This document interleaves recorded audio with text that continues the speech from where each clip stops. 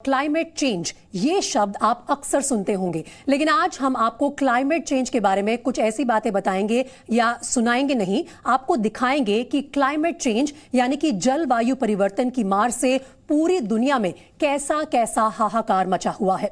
जहां इन दिनों बाढ़ से निपटने की तैयारी थी, वहां अब सूखा पड़ा है। जहां बारिश होनी चाहिए थी, वहां आसमान से आग बरस रही है। और जहां बारिश हो रही है, वहां पानी की जगह मुसीबत के पहाड़ टूट रहे हैं।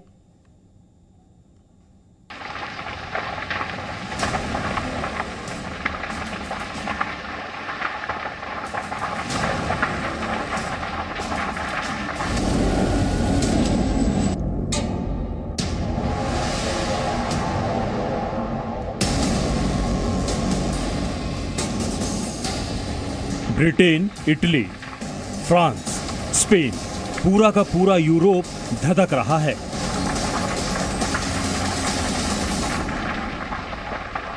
जंगलों में आग लगी है और शहरों में आसमान से आग बरस रही है। प्रचंड गर्मी सारे रिकॉर्ड तोड़ने पर आमादा है। It's been very hot here in the UK for a number of days now, but as we're looking towards the weekend and certainly Monday and Tuesday, we're looking at these temperatures in the low 30s, which is pretty high for the UK. And there is still this possibility of, reaching up towards 40 degrees and breaking those records that we have here in the UK.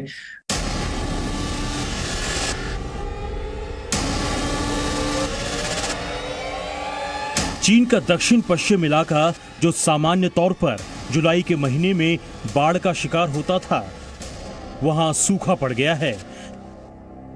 Shanghai के लोग temperature का भयानक torture झेल रहे हैं। America में रेतीले तूफान का तांडव एक्सप्रेसवे पर ऐसे दौड़ा कि कुछ भी दिखना बंद हो गया। गाड़ियां बेकाबू होकर एक दूसरे से टकराने लगी।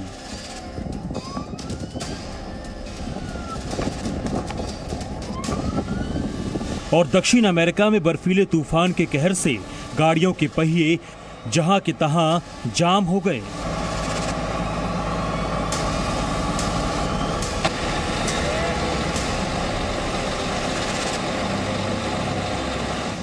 अपने ही देश में इन दिनों महाराष्ट्र, गुजरात, आंध्र प्रदेश, राजस्थान, हिमाचल प्रदेश और उत्तराखंड में मुसीबत की बारिश हो रही है। पहाड़ों पर मुसीबत के सचमुच वाले पहाड़ टूट रहे हैं।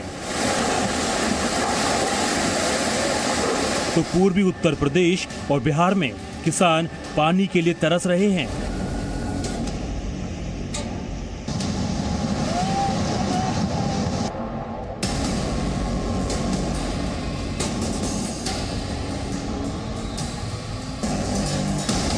एक ही वक्त में एक साथ आग, हवा, पानी, पहाड़ और बर्फ का ये कहर पूरी दुनिया में खतरे की घंटी बजा चुका है। खतरा ग्लोबल वार्मिंग का, खतरा क्लाइमेट चेंज का, खतरा भूखमरी का, जिससे निपटने का कोई रास्ता किसी के पास नहीं है। ब्यूरो रिपोर्ट, जी मीडिया।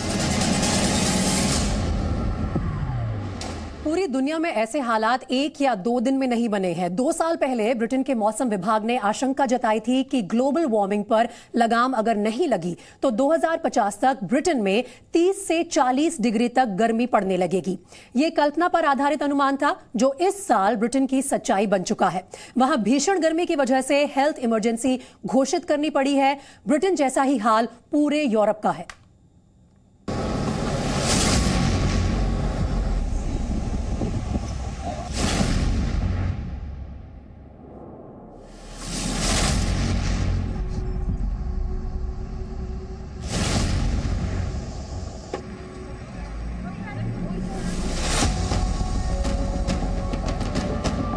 तापमान का तांडव क्या होता है, इसका अंदाजा कई दिनों से ब्रिटेन के लोगों को हो रहा है।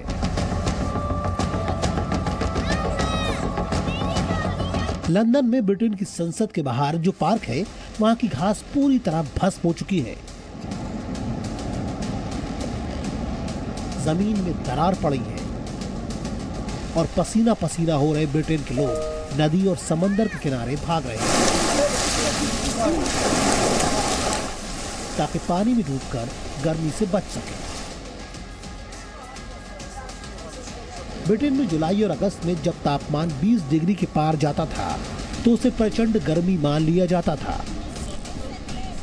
उससे ज्यादा गर्मी झेलने की लोगों को आदत नहीं थी, लेकिन इस बार जुलाई में लगभग पूरे ब्रिटेन में तापमान 30 डिग्री के पार जा चुका है और आशंका है कि आने वाले दिनों में 40 डिग्री टॉर्चर भी झेलना पड़ सकता है। अब हाल ये है कि ब्रिटेन की सरकार ने गर्मी की वजह से हेल्थ इमरजेंसी लागू कर दी है। लोगों, खासकर बच्चों, बुजुर्गों और बीमार लोगों को सलाह दी जा रही है कि वो घर में ही रहें और पानी पिएं, क्योंकि गर्मी का मौसम अब जानलेवा हो चुका है। Put this into context, the highest registered temperature in the UK was 38.7 degrees Celsius in Cambridge back in 2019.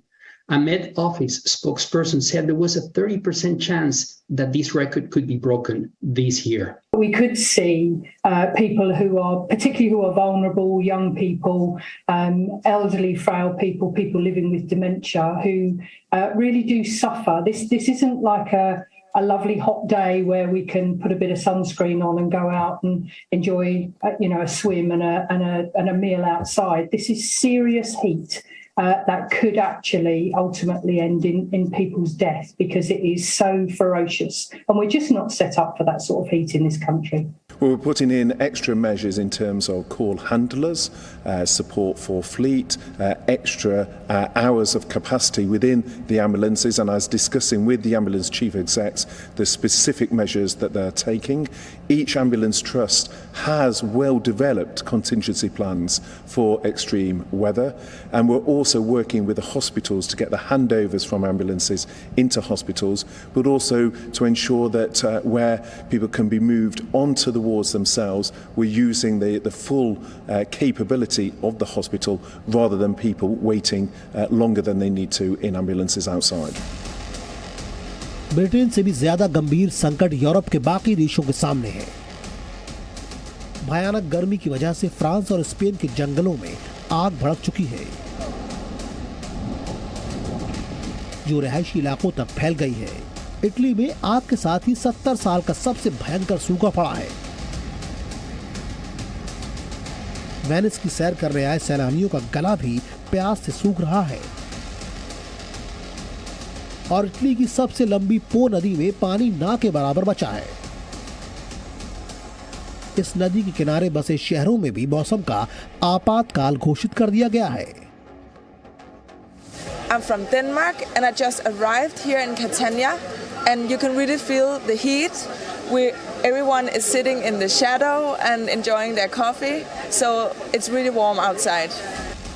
Italy में इस साल औसत तापमान 222 साल में सबसे अधिक है। वहां दिसंबर से फरवरी तक औसतन 160 मिलीमीटर बारिश या बर्फबारी होती थी, लेकिन इस बार दिसंबर से फरवरी के बीच केवल 1/4 बर्फबारी हुई। मौसम विशेषज्ञ इसे जलवायु परिवर्तन से होने वाले विनाश का पहला कदम मान रहे हैं। ब्रिटेन समेत यूरोप के बहुत सारे कहना चाहिए देशों में अभी गर्मी है। जनरली ये जुलाई का महीना वहाँ पे बड़ा अच्छा होता है, लेकिन अभी इतनी गर्मी पड़ी। आपने लास्ट वीक भी न्यूज़ सुनी होगी कि ब्रिटेन में बहुत तेज़ गर्मी पड़ी, और गर्मी पड़ने का कारण यही है कि ग्लोबल वार्मिंग हो रही है, और ग्लोबल वार्मिंग की वजह से जो पैटर्न है हमारे वेदर्स का वो चेंज हो रहा है। अभी जो मार्च का महीना था, पूरी ग्लोबल हिस्ट्री में जब से टेम्परेचर रिकॉर्ड शुरू हुआ है, सबसे गर्म महीना रिकॉर्ड किया गया। मौसम की मार से बचने के लिए यूरोप के किसी देश के पास कोई उपाय नहीं है।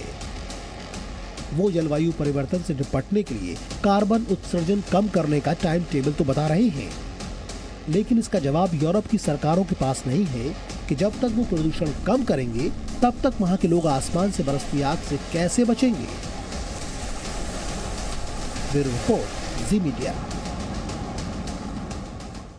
देखिए, जलवायु परिवर्तन की मार का मतलब सिर्फ कपकपाने वाली सर्दी, पसीने छुड़ाने वाली गर्मी और घर बार बहा देने वाली बाढ़ भर नहीं है।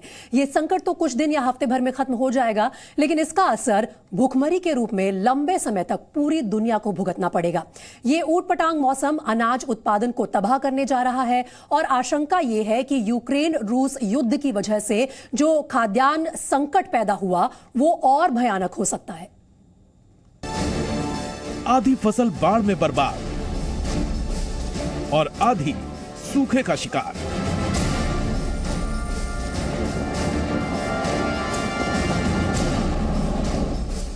यूरोप में जिस प्रचंड गर्मी का प्रहार घास फूस और पेड़ नहीं झेल पाए, उस तापमान में फसलें कैसे बचेंगी, ये सोचकर ही वहां के बड़े बड़े एग्रीकल्चर फार्म मालिकों की नींद उड़ चुकी है। जलवायु परिवर्तन का यही सबसे डरावना पहलू है। मौसम चक्र में बदलाव का सबसे पहला और सीधा असर फसलों पर ही पड़ता है। लगातार जलवायु परिवर्तन होने के कारण कहीं टेम्परेचर ज्यादा हो रहा है, कहीं टेम्परेचर कम हो रहा है, या फसल की जब बुआई होनी चाहिए तो जिस हिसाब से ह्यूमिडिटी होनी चाहिए या टेम्परेचर कम या ज़्यादा या जितना पानी चाहिए वो चीज़ नहीं हो पा रही है, तो फसल के उगने में भी दिक्कत आती है। ठीक इसी तरीके से अगर फसल के ग्रो करने के टाइम पे टेम्परेचर या इन्वायरमेंट में कोई भी विभिन्नता आ जाती है तो फसल की जो पैदावार होती है, यानी पर हेक्टेयर जो पैदावार होनी चाहिए फसल पकने तक, वो कम हो जाती है। तो जब फसल की पैदावार ही कम होगी, क्योंकि ग्लोबल वार्मिंग और टेम्परेचर वगैरह में चेंज आने के कारण, तो धीरे धीरे ये एक नेचुरल क्राइसिस में क्रिएट हो जाएगा। औद्योगिक क्रांति के चक्कर में पर्यावरण का सत्यानाश करने वाले यूरोप के देशों में खेती भी होती है, जिसकी चिंता उन्हें इसलिए नहीं थी क्योंकि थोड़ा अनाज वो खुद उगा रहे थे और बाकी जरूरत दूसरे देशों से खरीदकर पूरी कर लेते थे। गर्मी के मौसम में यूरोप के देशों की मुख्य फसल धान, मक्का, सूरजमुखी, सोयाबीन, आलू और चुकंदर है। यूरोप के देशों में अनाज का कुल जितना उत्पादन होता है उसमें 8% इटली और लगभग 20% फ्रांस में होता है। यूरोप में धान का औसत उत्पादन लगभग 30 लाख टन होता है, जिसमें 70% धान की पैदावार इटली और स्पेन में होती है। यूरोप में लगभग 95 लाख टन सोयाबीन की पैदावार होती है और इसमें अकेले इटली की हिस्सेदारी 10% से अधिक है। इस साल वहां फसलों की बुआई ही 2% कम हुई, जिससे लगभग 4% उत्पादन कम होना पहले से तय था। अब ब्रिटेन, फ्रांस, इटली और स्पेन में सूखे के संकट और बढ़ते तापमान की वजह से अनाज की पैदावार और भी कम होने की आशंका है। क्लाइमेट चेंज के कारण जो पूरी दुनिया में फूड सिक्योरिटी पे जो संकट है, ये वास्तव में बहुत गंभीर है। वैज्ञानिक दृष्टि से अगर हम देखें तो करीब 5 डिग्री अगर टेम्परेचर क्लाइमेट चेंज के कारण बढ़ता है, या जलवायु परिवर्तन का जो असर हम देख रहे हैं कि जैसे इस बार पंजाब में जरूरत से ज्यादा गर्मी थी, वैज्ञानिक दृष्टि से अगर 5 डिग्री टेम्परेचर बढ़ता है तो करीब 30% फसल का उत्पादन कम होगा, जो एक बहुत बड़ी चुनौती है। इसीलिए हमें क्लाइमेट चेंज को सीरियसली लेना चाहिए। एक बड़ा संकट चीन के मौसम से भी पैदा हो चुका है। धान की सबसे ज्यादा पैदावार और खपत चीन में होती है। चीन के जिन राज्यों में धान की खेती होती है उन्हीं में से एक जियांगशी भी है, जहां इन दिनों सूखा पड़ा हुआ है। अपने लोगों की भूख मिटाने के लिए चीन दूसरे देशों से अनाज खरीदेगा तो महंगाई बढ़ेगी। खाद्यान्न संकट में दुनिया को बड़ी उम्मीद भारत से रहती है, लेकिन भारत में भी इस बार मौसम अजीब खेल खेल रहा है। देश में सबसे ज्यादा धान पैदा करने वाले यूपी में अब तक सामान्य से बहुत कम बारिश हुई है, तो वहीं धान उत्पादक बड़े राज्यों में शुमार आंध्र प्रदेश और तेलंगाना में बुआई के समय बारिश नहीं हुई और अब फसलें बाढ़ में डूबी हैं। जानकार मानते हैं कि ये संकट लंबे समय तक रहने वाला है। इससे निपटने का एक ही तरीका है कि ऐसे बीज तैयार किए जाएं जो मौसम की मार से खुद को बचा सके। आज हमारे पास ऐसे बीज नहीं है जो बदलते हुए जलवायु के अंदर एडॉप्ट हो सके और यील्ड को मेंटेन कर सके। साथ ही साथ जो कीड़े हैं, जो बाकी बीमारियां हैं, वो भी जलवायु परिवर्तन के साथ साथ उनमें भी बदलाव आएगा। हमें नए केमिकल चाहिए होंगे, हमें नई केमिस्ट्री को समझना होगा, क्योंकि उनका भी बिहेवियर बदलेगा। तो ये एक बहुत बड़ी चुनौती है। जिस तरह से हम लोगों ने जब ग्रीन रेवोल्यूशन शुरू हुआ था, उस समय अपनी जरूरत के हिसाब से एग्रीकल्चर रिसर्च पे फोकस किया था। क्लाइमेट चेंज को देखते हुए भी हमें एग्रीकल्चर रिसर्च को प्रायोरिटी देनी होगी, नहीं तो खाद्य संकट पूरी दुनिया में बहुत गंभीर हो जाएगा। खेती के लिए नए बीज भविष्य के लिए जरूरी हैं, लेकिन अभी तो चिंता आज की है। यूक्रेन संकट की वजह से गेहूं और तेल का हाहाकार पैदा हुआ, जिससे परेशान पूरे विश्व के सामने अब मौसम की चुनौती है, जो कहीं आग बनकर बरस रहा है तो कहीं पानी की शक्ल में। ब्यूरो रिपोर्ट, जी मीडिया।